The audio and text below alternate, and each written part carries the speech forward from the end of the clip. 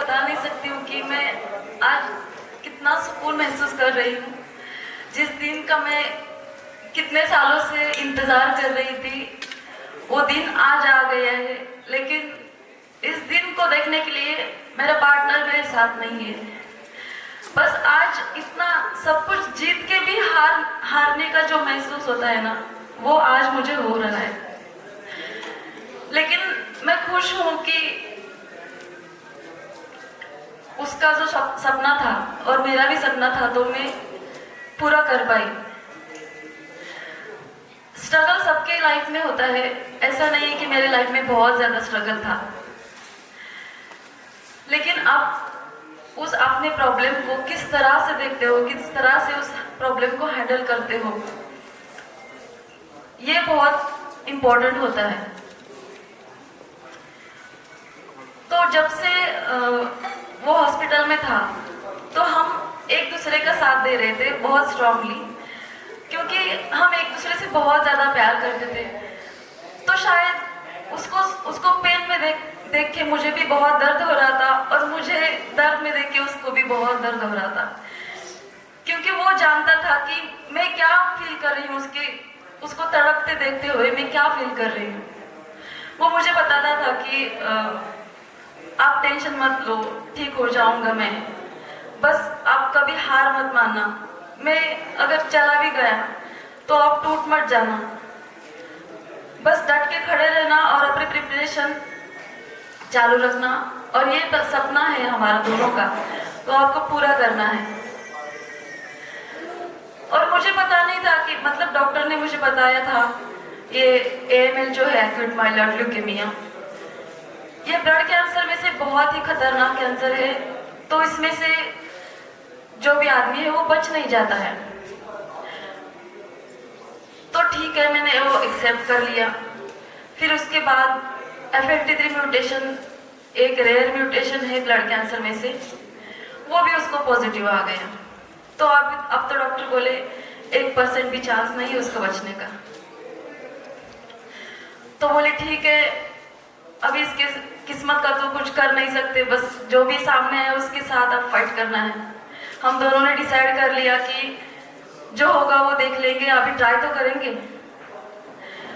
तो उसको एडमिट कर दिया, फिर ट्रीटमेंट चालू हो गया।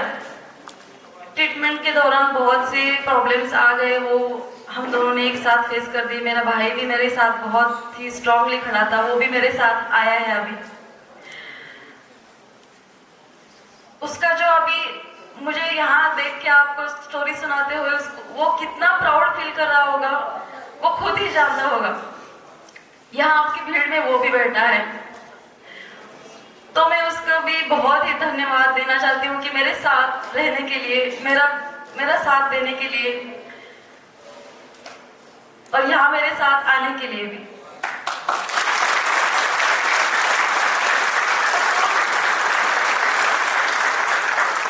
क्योंकि शायद अगर वो मेरे साथ तब नहीं रहता, तो मैं आज यहाँ आपके सामने इतना स्ट्रांगली नहीं बोल पाती। जितना स्ट्रांग मैं यहाँ पे आपके सामने बोल रही हूँ, उतना स्ट्रांग उसने मुझे बनाया है। तो जब ट्रीटमेंट चालू हो रही थी, तो उसमें से वो ठीक हो गया, और डॉक्टर भी शॉक हो गए, ये तो चमत्कार हो गया कि आपके हस्बैंड ठीक हो गए। लेकिन सुनना, वो वापस आ सकता है वो डिसीज, ये वार्निंग भी दी थी। लेकिन वो इतना ज्यादा ठीक हो गया था कि किसी को वो उसको देख के पता ही नहीं चलता था कि वो उसको ब्लड कैंसर है, क्योंकि वो कभी घर में बेटा वो जॉब पे जाता था, हम घूमने जाते थे, किसी फंक्शन में गए तो कोई भी इसे यकीन नहीं करता था कि इसको ब्लड कैंसर है। तो इतना अच्छा चल रहा था, मैं भी बहुत खुश थी। तो साथ साथ प्रिपरेशन भी चालू था। लेकिन जब घर का काम होता है और साइमल्टेनियसली उसकी ट्रीटमेंट भी चालू थी, बस वो ठीक था, मेंटेनेंस जो टैबलेट होती है उस पे था वो। तो मैं वो भूल चुकी थी किसी पॉइंट पे कि उसको ब्लड कैंसर है, मैं भी भूल चुकी थी, क्योंकि वो टैबलेट भी बंद कर चुकी थी डॉक्टर ने उसकी कि वो अभी ठीक हो गया है बोले। तो हमने सोचा कि चलो ठीक है, अभी 2025 आ गए, और मेरा 2024 में प्रीलिम्स ही नहीं क्लियर हुआ था। तो मैं भी सोची कि चलो ठीक है, इस एग्ज़ाम के चक्कर में, इस बीमारी के चक्कर में हम कहाँ घूमने भी नहीं गए, क्योंकि 2020 में हमारी शादी हुई थी। तो मैं उसको बोली कि मेरा एक ड्रीम है कि हम बाइक पे लॉन्ग ड्राइव पे चले। तो बोला ठीक है चलो डॉक्टर की परमिशन लेते हैं, हम चल सकते हैं क्या। तो डॉक्टर ने भी बोला हाँ ठीक है, क्यों नहीं, आप जा सकते हैं। तो जनवरी 2025 में इट वॉज 18 जनवरी, तो हम चले गए कोकन घूमने। हम बहुत खुश थे और पता नहीं उसको क्या लगा, हम बीच पे बैठे थे, रात के 2 बजे थे। उसने मुझे बोला कि मैं कुछ बताना चाहता हूँ, अगर कुछ हो गया मुझे, हम यहाँ पे इतना खुश है कि हमारी नजर ना लग जाए हमारे इस रिलेशन को। तो मैं कुछ बताना चाहता हूँ कि अगर कुछ भी हो जाए हमारी किस्मत से मुझे जल्द में, तो प्लीज टूट मत जाना, खुद को कभी हार मत मानना, बस सब घर को संभालना मेरे जाने के बाद, और खुद स्ट्रांगली खड़े रहना है आपको। मैं बोले ऐसे क्यों बात कर रहे हो, इतना अच्छा मूड है और ऐसे क्यों बात कर रहे हो। तो वो हंसा, लेकिन पता नहीं चला मतलब उसको क्या महसूस हो गया होगा कि इतना जल्दी जाने वाला है वो। उसके बाद फरवरी आया, हमने वैलेंटाइन भी सेलिब्रेट किया। उसका एक सपना था कि मैं किसी प्लेटफॉर्म में जाके मेरे बारे में बोलूं कि इसी ने मेरा साथ दिया है, ये साथ नहीं थी तो अगर मैं यहाँ पे नहीं होता। तो 16 फेब को मैं गिटार का एक शो था, मैं गिटार प्ले करती हूँ। तो उस शो में उसने सबके सामने बोल दिया कि मैं एक ब्लड कैंसर पेशेंट हूँ और यहाँ पे मैं खड़ा हूँ तो सिर्फ इसी की वजह से है। तो मुझे इतना अच्छा लगा था, मतलब मैं इतना खुश थी, वो भी बहुत खुश था। वो 16 फेब 2025 था और अचानक से पता नहीं क्या हो गया, 22 फेब को उसको नेक पेन होने लगा। तो क्योंकि फर्स्ट टाइम जब डायग्नोज हुआ था तो सेम यही सिलसिला हुआ था, उसको नेक पेन स्टार्ट हो गया था और मुझे धक धक होने लगी कि अभी ये नेक पेन वो वाला तो नहीं है। फिर से हम डॉक्टर के पास चले गए, कुछ ब्लड टेस्ट करवाए, डॉक्टर को भी डाउट आ गया था। तो रिपोर्ट्स आ गए, डॉक्टर ने बोला कि वो आ गए वापस ब्लड कैंसर। तो अब क्या करें, मैं बहुत टेंशन में आ रही थी, लेकिन मेरे फेस पे मैं उसको नहीं शो कर पाती, क्योंकि वो भी बहुत टेंशन में हो जाता। क्योंकि डॉक्टर ने बोला था कि जब भी वापस आ जाएगा डिसीज तो नहीं बचेगा वो, क्योंकि जब भी डिसीज वापस आ जाता है तो वो बहुत एग्रेसिवली आ जाता है। और वही हुआ। फिर भी हमने सब कुछ एक्सेप्ट कर दिया और कीमोथेरेपी के लिए चले गए हॉस्पिटल। कीमोथेरेपी चालू थी, उसी दौरान उसको बहुत तकलीफ भी हो गई। वो हम एक साथ सब कुछ कर रहे थे और कीमो भी कंप्लीट हो गया और अचानक से पता नहीं उसको 24 मार्च को बहुत ही ज़्यादा फीवर आ गया। उसको आइसोलेशन में शिफ्ट कर दिया, उसको वेंटिलेटर लगा दिया। मैं बता नहीं सकती उसकी हालत देखे, मतलब कुछ दिन पहले हम इतने ज़्यादा खुश थे, क्या किसी मेरी ही नज़र ना लगी ना हमारे रिलेशन को, ऐसे मुझे लग रहा है। तो मैं किसी तरह उसको फाइट कर रही थी और मेरा भाई सिर्फ मेरे साथ था। हम दोनों ही बस हॉस्पिटल में थे, मैं उसके पास थी उस आइसोलेशन रूम में। वो ब्लड कैंसर में इन्फेक्शन की बहुत ज़्यादा चांसेस होते हैं, इसलिए वो मैं बाहर भी नहीं जा सकती थी और बाहर का जो भी काम है वो डॉक्यूमेंट्स का होगा, मेडिसिन का होगा, वो मेरा भाई अकेले कर रहा था। तो मैं बहुत डर चुकी थी क्योंकि डॉक्टर बार बार आके मुझे बोल रहे पेशेंट कभी भी कोलैप्स हो सकता है, तो प्लीज़ आप किसी बड़े को घर में से बुलाओ, आप बहुत छोटी हो ये सब हैंडल करने के लिए, अब घर में से कुछ बड़े को बुलाओ। क्योंकि घर में तो कोई नहीं था, क्योंकि 2023 में मेरे ससुर जी भी चले गए थे। तो मम्मी को बुलाओ, तो मम्मी को बीपी का प्रॉब्लम था। तो मैं बोली कि नहीं अभी मैं ही बड़ी हूँ, आप मुझे बता दीजिए जो भी है। तो वो बोले कि पेशेंट ज़्यादा देर तक नहीं रुकेगा, तो किसी को मिलना है उनसे तो मिलने को बोलो। अगर वो आप इमेजिन करके देखो, मेरा जो प्यार है इतने सालों से वो एक बेड पे तड़प रहा है और डॉक्टर मुझे आके बोल रहे हो कि वो किसी घंटे का ही मेरा साथी है, तो मुझे क्या महसूस हो रहा होगा।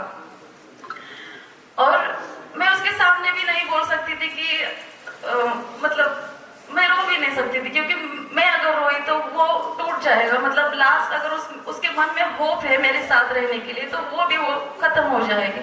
तो मैं बाहर जाती थी, थोड़ा सा रो लेती थी और वापस आती थी। उसको पता था कि कुछ तो बड़ा हो गया है, कुछ तो गड़बड़ है, इसलिए वो बाहर जा रही है, डॉक्टर भी उसको बुला रहे हैं। वो मुझे बोल रहा था कि अरे चिल रहो, कुछ नहीं होगा, मुझे चिल रहो। वो उसी दिन 28 मार्च को रात को, और उसको आईपीएल बहुत पसंद है, उस दिन आरसीबी और सीएसके की मैच थी, सीएसके का फैन था वो। मैं बोली चलो मैं तुम्हें मैच दिखाती हूँ। मैं रो धो के आई, उसको मोबाइल में मैच दिखा रही, रात के 8 बजे थे 28 मार्च को, वो भी देख रहा है। लेकिन डॉक्टर ने मुझे बोला था कि उसके हार्ट में ब्लड का क्लॉट अटक गया है, तो वो पहले उसको कार्डियक के वहाँ शिफ्ट करना पड़ेगा, क्योंकि हार्ट, ब्लड कैंसर बाद में है, पहले तो हार्ट है ना, वो तो चाबुक रहना चाहिए उसको फाइट करने के लिए। तो मैंने उसको वो बता दिया था, लेकिन वो बहुत ही शांत था, पता नहीं मुझे दिखा रहा होगा शायद कि मैं बहुत ही चिल हूँ। मैं उसको मैच दिखा रही हूँ, डॉक्टर अचानक से आ गए और मुझे बोले कि चलो चलो उसकी एक टेस्ट करनी है, एमआरआई करना है, उसको नीचे लेना है। उस टाइम उसको 104 फीवर था। तो मैं बोली डॉक्टर प्लीज मैं रिक्वेस्ट कर रही हूँ कि थोड़ी देर बाद चलेंगे ना, थोड़ा सा फीवर उधर जाए, क्योंकि वहाँ पे ना बहुत ज्यादा एसी होता है, तो उसके बहुत वो कपड़े निकालने पड़ते हैं और वो स्कैन करना पड़ता है। तो डॉक्टर सुन नहीं पा रही क्योंकि अर्जेंसी थी, उनका भी ठीक था। तो मैं उसको बोली कि मैं आपके साथ आ जाऊंगी, आप डरो मत, मैं हूँ आपके साथ। तो हम नीचे गए, लेकिन अचानक से वो डॉक्टर ने बोला कि वहाँ पे रेडिएशंस होते हैं, तो आपको अंदर आना मना है, आप बाहर ही खड़े रहो। उसको भेज दिया अंदर। वो बहुत डर गया था क्योंकि मैं उसके साथ नहीं थी, क्योंकि दोपहर को उसने बोला था कि मुझे अभी बहुत दर्द हो रहा है, बहुत ज़्यादा मेडिसिन हो गए थे, उसको कंटिन्यूसली मेडिसिन चालू थे, उसको खाना भी नहीं जा रहा था। तो वो बोला कि सिर्फ आपकी वजह से मैं इतना सह पा रहा हूँ, प्लीज़ बस आप मेरे साथ मत छोड़ना, जहाँ भी मुझे डॉक्टर लेके जाएंगे वहाँ मेरे साथ चलना। लेकिन उस रूम में मैं उसके साथ नहीं चल पाई। तो वो बहुत जोर से दर्द में चिल्ला रहा था अंदर से, और मुझे इतना दर्द हो रहा था बाहर। मैं और मेरा भाई मेरे साथ खड़े थे। उसने मेरा हाथ जोर से पकड़ा था कि आप डरो मत, ठीक हो जाएंगे जीजू, ठीक हो जाएंगे। मैं उसको बोल रही थी कि अभी, उसका नाम अभिषेक था, अभी डरो मत, मैं यहाँ पे हूँ बाहर, आपको बस फाइट करना है, आपको बस फाइट करना है।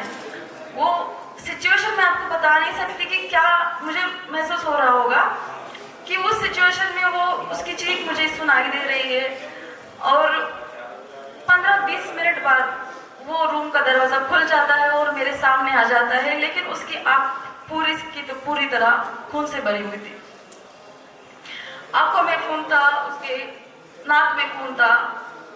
मैं बता नहीं सकती हूँ कि उस टाइम में क्या महसूस कर रही होंगी कि क्या हाल हो गया है मेरे प्यार का ये।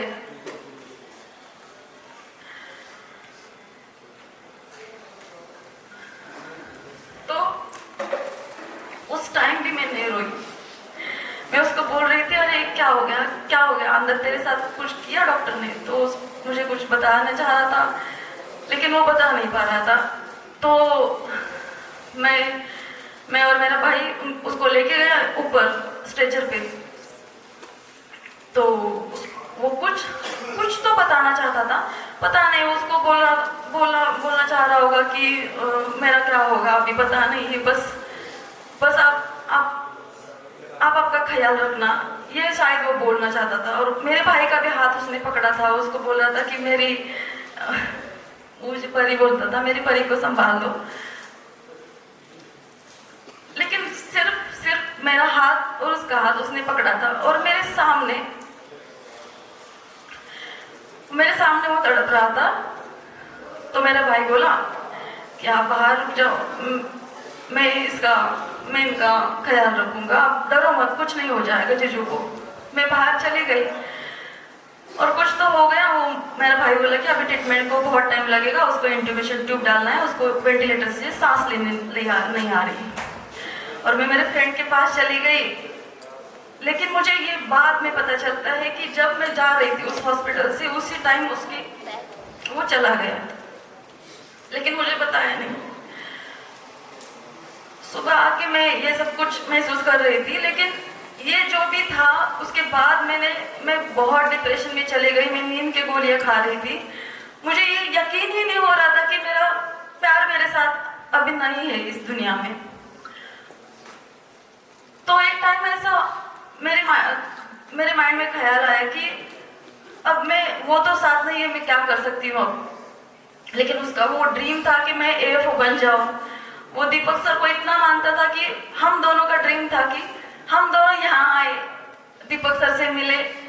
वो उनको थैंक यू बोलना चाहता था कि थैंक यू सो मच इसके साथ खड़े रहने के लिए। मैं छोटी छोटी भी प्रॉब्लम होती ना तो मुझे कभी कभी उनको पूछने के लिए भी शर्म आती थी कि या ये पूछ लूँ मैं सर को, लेकिन सर ने कभी भी मुझे मना नहीं किया। मेरे बड़े भाई की तरह मुझे हमेशा मेरे पीछे स्ट्रांगली रहे और मुझे गाइड किया।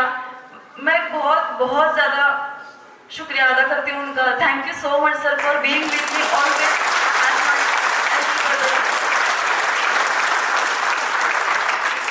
और उस टाइम मुझे एक ख्याल आया कि मैं थोड़ा सर से बात करती हूँ। और 1 अप्रैल को रिजल्ट आया था, सब खुशियाँ मना रहे थे, तो मुझे वो फील हो गया कि मुझे भी ये सब सेलिब्रेट करना है यार। तो 4 अप्रैल को मैंने सर को मैसेज किया कि कॉन्ग्रेचुलेशंस, आपके तो बहुत ज़्यादा सिलेक्शंस हो गए, लेकिन ऐसा ऐसा हो गया है, वो अभी चला गया है। सब सिचुएशन उनको बताई और मैं उनको बोली कि मुझे फिर से खड़ा होना है, मुझे फिर से ट्राई करना है, ये मेरा लास्ट अटेम्प्ट होगा। तो मुझे एज रिलैक्सेशन के साथ लेना पड़ेगा तो भी चलेगा। तो मैंने उनको बोला, वो शायद बहुत प्राउड फील कर रहे होते वहाँ पे। तो उन्होंने मुझे रिप्लाई किया कि मैं बता नहीं सकता कि मैं क्या बोलूँ आपको, मेरे आंखों में आंसू है आपका ये मैसेज देख के, लेकिन बहुत प्राउड भी फील कर रहा हूँ कि आप फिर से खड़ी होना चाहती है। तो वो एक मोटिवेशन, मतलब उनका रिप्लाई जब आता है ना तो मुझे बहुत एक मोटिवेशन मिलता है कि सर मुझसे रिप्लाई कर रहे हो। He is like a celebrity for me and for everybody. तो मैंने सोच लिया कि चलो ठीक है, मैं अभी फिर से ट्राई करूँगी। मैंने मेरे भाई को भी बोला, वो भी बहुत सपोर्ट कर रहा था, तुझे जो भी करना है कर। अब वो जीजू नहीं है इस दुनिया में, लेकिन वो सिर्फ शरीर से तेरे पास नहीं है, लेकिन मन से तो तेरे पास ही तो है। उनका आशीर्वाद आपके सर पे है, आप बस ट्राई करो। मैं जब भी कुछ प्रॉब्लम आ जाए तो मुझे बता देना, मैं आपके साथ हूँ। तो तब से मैंने सिर्फ 1 महीने का गैप लिया, तो मुझे सोसाइटी का ख्याल ध्यान में आया कि मैं बोली अब सोसाइटी थोड़ी सी नैरो माइंडेड होती है, तो उनको लगता है कि अभी अब आपका हस्बैंड चला गया है, तो 1 महीने में अगर उसकी वाइफ घर से बाहर निकलती है अच्छे से तैयार होके, अगर वो जाती है बाहर, तो उनकी सोच ऐसी होती है कि देखो इसको कुछ फर्क पड़ता है क्या। लेकिन उसके पहले हमने जो भी फाइट कर दी है तो उनको वो पता नहीं होता है। और मैंने सर से भी बोला था कि मेरी ये जो स्टोरी है ना, वो मुझे सबको सुनानी है एक दिन। लेकिन सर ने मुझे बोला था कि no one will listen to your story until you succeed.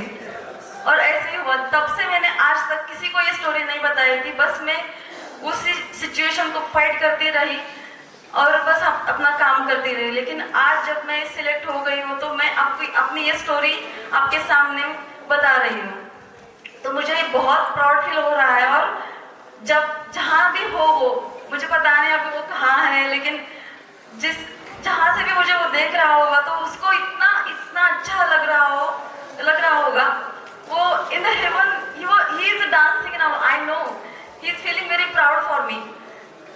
And मैं सबको ये बताना चाहती हूँ कि जब इतने सारे प्रॉब्लम्स आपके सामने आ जाए, किसी के सामने ये इतने सारे प्रॉब्लम्स नहीं आ जाए कभी भी, ऐसे मुझे कहना है। लेकिन अगर आ भी जाए तो प्लीज कभी भी हार नहीं मानना है आपको, बस डट के खड़े उसके सामने रहना है। तो उसके बाद मैंने जब लाइब्रेरी ज्वाइन की तो मुझे एक आदत थी, मतलब मैं जब भी लाइब्रेरी जाती थी ना तो उसका मैसेज आता था, पहुंच गई हो, क्या कर रही हो, अभी खाना खाया, लेने आ जाओ। तो मैं जब स्टार्ट कर रही प्रिपरेशन तो मुझे वो कमी महसूस होने लगी कि उसका मैसेज नहीं आ रहा है, उसका फोन नहीं आ रहा है। मैं बार बार फोन चेक करती थी। तो वो जो स्टार्टिंग के 1 महीना था ना, वो बहुत ही मुझे पेन में चला गया था। मैं हर दिन रोती थी, हर दिन उसकी याद में, मतलब मैं किसी को बताती नहीं, लेकिन क्योंकि क्या होता है ना, हम किसी को बताते हैं कि ऐसा ऐसा हो रहा है तो सामने वाला पूछ लेता है कि क्या हो गया, तो और रोना आता था। इसलिए मैं किसी को बताती नहीं थी, घर में भी नहीं बताती थी, उसको भाई को भी कभी बताती नहीं थी। जब भी मुझे रोना आता तो मैं रात को रो लेती थी, क्योंकि रोना अगर रोक लिया तो और ज्यादा दर्द होता है। और मैं किसी को वीक नहीं दिखाना चाहती थी। मेरे घर में जो भी हादसा हुआ था तो मेरे माइंड में एक मैंने स्ट्रांगली ठान लिया था कि इनको करके दिखाना है आज। वो तो है। उन्होंने मेरे बारे में ऐसा सोच लिया है ना, तो अब मैं दिखाऊंगी इनको, मैं एग्जाम क्वालिफाई करके दिखाऊंगी। और पता नहीं क्या हो गया, क्या चमत्कार हो गया। उस टाइम वैकेंसी मतलब एड इतनी जल्दी आ गई, मेरा 12 जुलाई को बर्थडे होता है और मैंने सोचा था कि मैं एज रिलैक्सेशन के साथ, क्योंकि हर साल तो अक्टूबर में वैकेंसी आती है, तो इस साल पता नहीं क्या जादू हो गया, शायद उसने ही किया होगा ऊपर जाके। तो 1 जुलाई को फॉर्म्स छूट गए, तो मैंने सोचा चलो मैं तो अभी एज के अंदर ही हूँ, मुझे एज रिलैक्सेशन नहीं लेना पड़ेगा, तो मैंने फॉर्म भर दिया।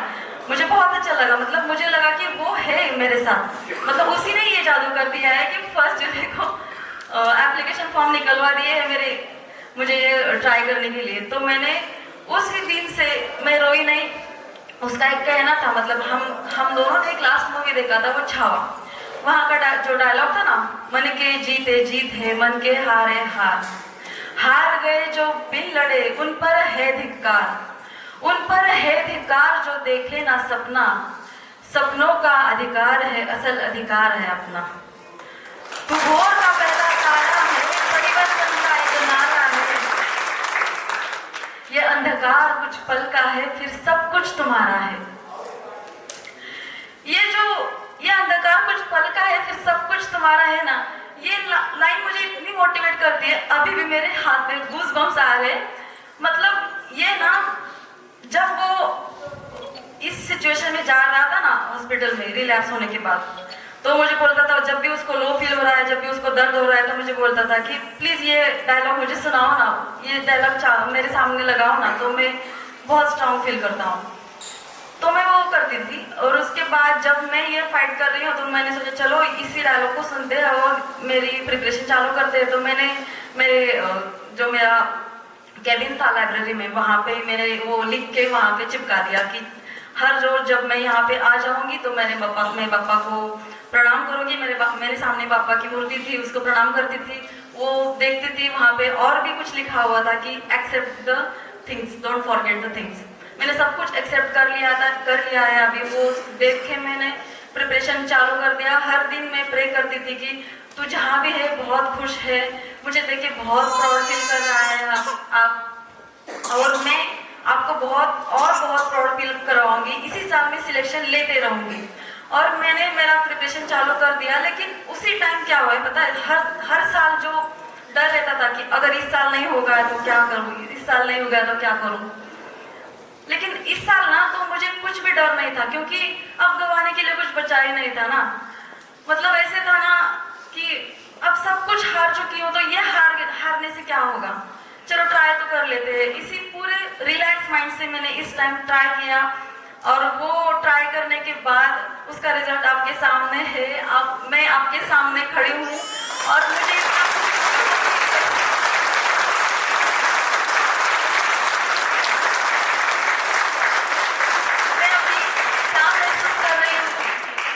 कितना खुश हूँ, वो कितना खुश होगा, सर कितने खुश है, मेरा भाई कितना खुश है, मैं बता नहीं सकती हूँ।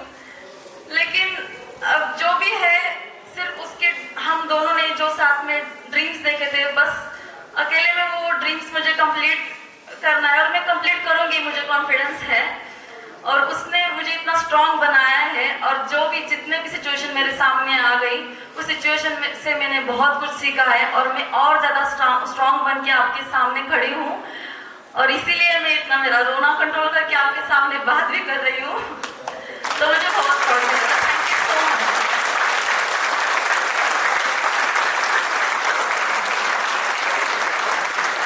Thank you so much, Pallavi.